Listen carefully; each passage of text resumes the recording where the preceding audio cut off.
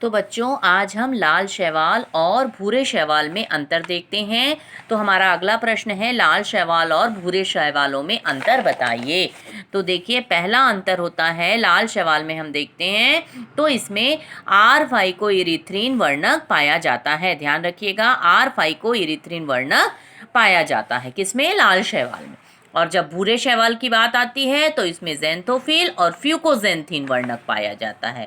इसमें कौन सा वर्णक पाया जाता है, ज़ैंथोफिल और फ्यूकोजेंथिन वर्णक पाया जाता है। तो ये है लाल शैवाल और ये है भूरा शैवाल।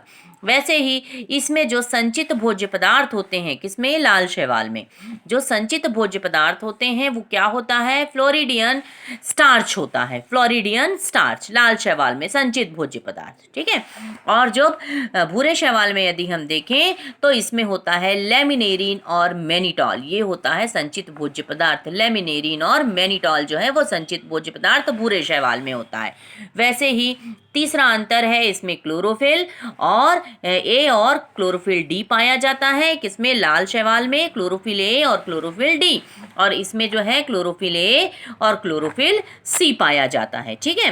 तो ये होता है भूरा शैवाल। तो क्लोरोफिल ए दोनों में कॉमन है, लेकिन जो है इसमें क्लोरोफिल लाल शैवाल में क्लोरोफिल डी मिलेगा और जो भूरे शैवाल में क्लोरोफिल सी मिलेगा।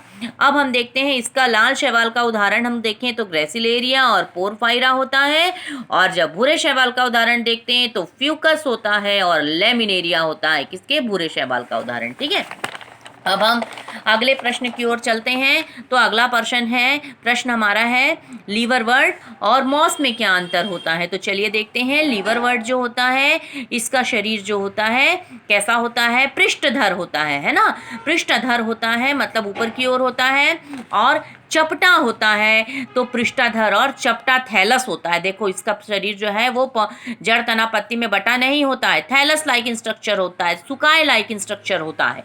और जब हम मॉस की बात करते हैं तो ये ऊर्ध्व होता है, सीधा खड़ा रहता है, राइजॉइड तना और पत्ती में बटा हुआ होता है किसमें, मॉसेस में।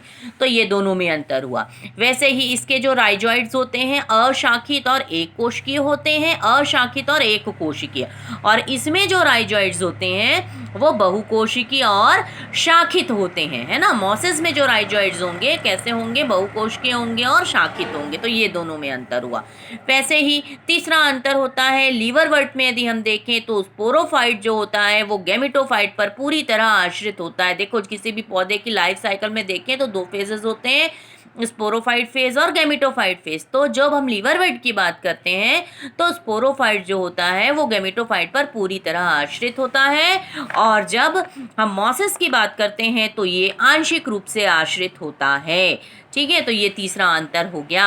अब हम अगला प्रश्न की ओर चलते हैं। अगले प्रश्न में है सम बीजाणु जिसको हम होमोस्पोरस भी बोलते हैं, और दूसरा है विषम बीजाणु जिसको हम हेटेरोस्पोरस भी बोलते हैं। इन दोनों में अंतर ध्यान देना, होमोस्पोरस और हेटेरोस्पोरस में अंतर, यानी कि सम बीजाणु और विषम बीजाणु में अंतर। तो चलिए देखते हैं। तो देखते हैं सबसे पहले सम बीजाणु की ओर। तो इसमें जितने भी बीजाणु होते हैं वो कैसे होते हैं, एक ही प्रकार के होते हैं। सारे बीजाणु एक ही प्रकार, सम का मतलब क्या हुआ, एक जैसा, है ना। तो सम बीजाणु मतलब इसमें जो बीजाणु है वो एक जैसे होते हैं। और इसमें यदि हम देखें विषम बीजाणु की ओर तो इसमें एक ही पौधे में दो प्रकार के बीजाणु बनने लगते हैं। वैसे ही दूसरा होता है सम बीजाणु में जो है विकसित गैमेटोफाइट उभयलिंगी होता है ना, उभयलिंगी। इससे जो सम बीजाणुओं से जो गैमेटोफाइट बनता है, विकसित होता है, वो कैसा होता है, उभयलिंगी होता है, मतलब उसमें मेल और फीमेल दोनों होते हैं, ठीक है।